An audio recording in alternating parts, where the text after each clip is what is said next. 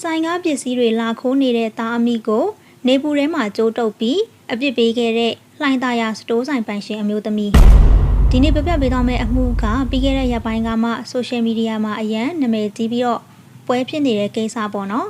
ဒီကိစ္စမှာဆိုရင်တချို့ကလည်းဆိုင်ပိုင်ရှင်အမျိုးသမီးရဲ့လုပ်ရက်ကိုထောက်ခံနေကြတယ်ဒါပေမဲ့တော်တော်များများကတော့ဒီအမျိုးသမီးရဲ့လုပ်ရက်ကအင်မတန်မှားနေတယ်မသိတော့ဘူးဆိုပြီးတော့ပြောနေကြတာလည်းရှိတယ်ဒီတော့ဒီအဖြစ်အပျက်လေးကို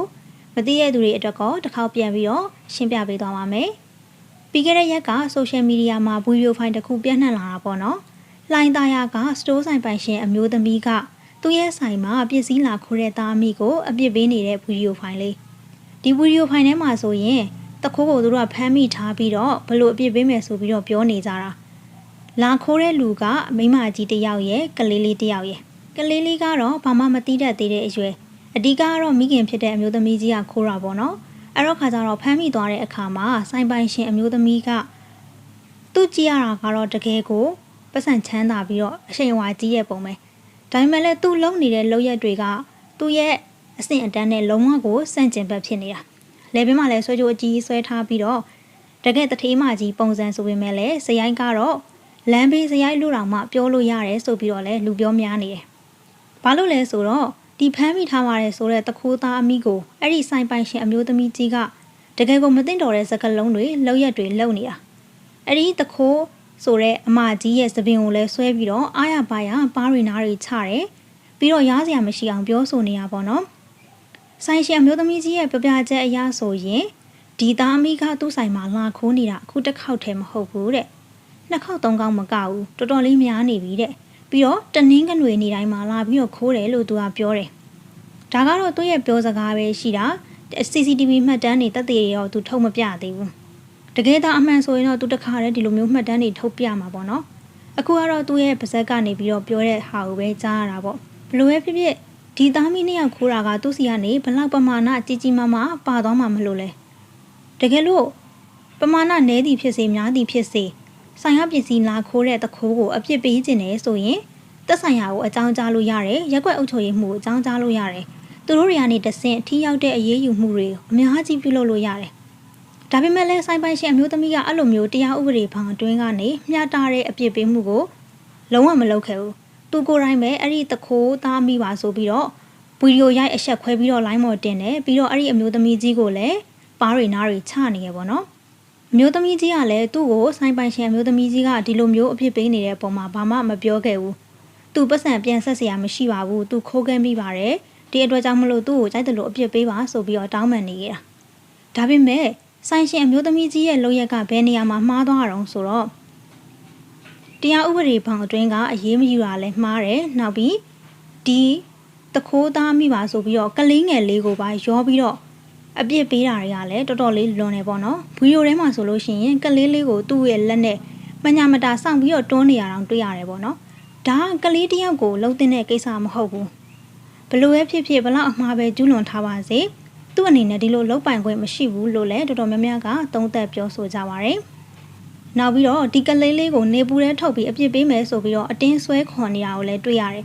်ဒီအခါမှာတော့အဲ့ဒီတခိုးဆိုတဲ့အမကြီးကနေပြီးတော့သူ့ရဲ့ကလေးကိုတော့မထိပါနဲ့ကလေးလေးကနေမကောင်းလို့ပါကျမကိုပဲကြိုက်တယ်လို့အပြစ်ပေးပါဆိုပြီးတော့တောင်းပန်နေရကိုလည်းတွေ့ရပါတယ်ဒါပေမဲ့တစ်ဖက်ကအရန်စိတ်တို့ဒေါသထွက်နေတဲ့ဆိုင်ပိုင်ရှင်အမျိုးသမီးကတော့လုံးဝလက်မခံဘူးဒီနင်တို့သားမီးနှစ်ယောက်ငါးစီရလာခိုးတာနှစ်ယောက်လုံးကိုအပြစ်ပေးရမယ်ဆိုပြီးတော့သူ့ရဲ့ဆိုင်ဝန်ထမ်းတွေနဲ့အတူတူကလေးကိုပါဆွဲထုတ်ခိုင်းတယ်နောက်ပြီးတော့သူ့ပါဇက်ကနေလည်းလုံးဝမသိတော့တဲ့စကားတွေကိုတောက်လျှောက်ပြောနေတာပေါ့နော်ဘလောက်ထိအောင်ပြောလဲဆိုရင်ဒီလိုမျိုးသူ့ဆိုင်ကနေပစ္စည်းလာခိုးတဲ့အတွက်ကြောင့်မလို့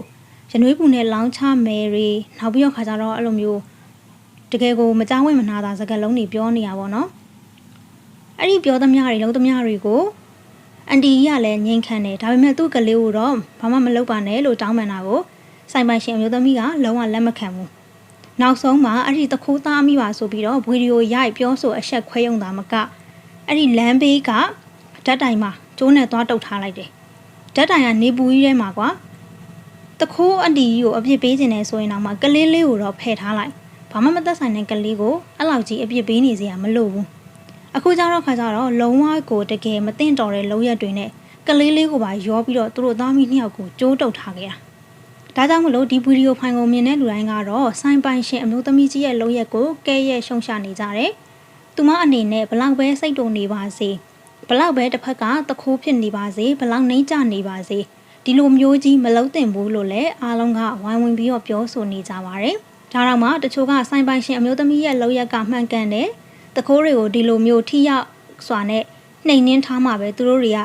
ခေါင်းမထောင်နိုင်မှာပေါ့နောက်ထပ်မခိုးနိုင်မှာဆိုပြီးတော့ထောက်ခံနေကြတဲ့လူတွေကလည်းရှိပါတယ်။ဒီကိစ္စကဆိုရှယ်မီဒီယာမှာအမျိုးမျိုးဖုံလူပြောများနေတဲ့အချိန်မှာပရာဟိတမင်းသမီးကြီးအဖြစ်တင်စားထားရတဲ့မင်းသမီးကြီးခိုင်နှင်းဝေကတော့ကလေးငယ်လေးသားအမိဘက်ကနေထိရောက်တဲ့ကာကွယ်မှုတွေကိုတရားဥပဒေဘောင်အတွင်းကနေပြုလုပ်သွားမယ်ဆိုပြီးတော့ကြေညာထားတာကိုလည်းတွေ့ရပါတယ်။ဒီတော့မင်းသမီးကြီးခိုင်နှင်းဝေတောင်ဝင်ပါလာရပြီဆိုတော့ဒီကိစ္စမှာဆိုင်ပိုင်ရှင်အမျိုးသမီးရဲ့လုပ်ရက်တွေအင်မတန်မှားယွင်းနေတယ်ဆိုတာကပို့ပြီးတော့ပေါ်လွင်ထင်ရှားလာခဲ့ပါတယ်။မင်းသမီးကြီးခိုင်နှင်းဝေအနေနဲ့ဒီကိစ္စကိုဘယ်လိုကင်တွယ်ဖြေရှင်းသွားမလဲ။တစ်ဖက်ကရရဆက်ဆက်ဇယိုက်ဆန်တဲ့အပြုအမူတွေကိုပြုလုပ်ခဲ့တဲ့လှိုင်သာယာကဆိုင်ပိုင်ရှင်အမျိုးသမီးလည်းသူရဲ့လုပ်ရက်တွေအကြောင်းဘယ်လိုမျိုးပြန်ပြီးတော့ပေးဆက်သွားရမလဲဆိုတာကတော့မကြခင်အချိန်အတွင်းမှာတွေ့မြင်ရတော့မှာပါ။ဒီတော့ကြီးစုနေကြတဲ့ပရိသတ်ကြီးတို့ရဲ့အမြင်မှာရောဒီကိစ္စကြီးမှာဆိုင်ပိုင်ရှင်အမျိုးသမီးရဲ့လုပ်ရက်တွေကမှန်တယ်လို့ထင်လားမှားတယ်လို့ထင်လားဒီလိုမျိုးတရားဥပဒေဘောင်အတွင်းကမဟုတ်ဘဲနဲ့ကိုယ်ဆိုင်ကိုလာခိုးလို့ပါဆိုပြီးတော့ကလေးပါမချန်ရရဆက်ဆက်အပြစ်ပေးခဲ့တဲ့အမျိုးသမီးကြီးရဲ့လုပ်ရက်တွေအပေါ်ဘယ်လိုထင်ကြလဲအခုမင်းသမီးကြီးခိုင်နှင်းဝေကတဖန်ပြန်လဲပြီးတော့တရားဥပဒေဘောင်အတွင်းကအရေးယူဆောင်ရွက်သွားမယ်ဆိုတဲ့ကိစ္စအပေါ်မှာရော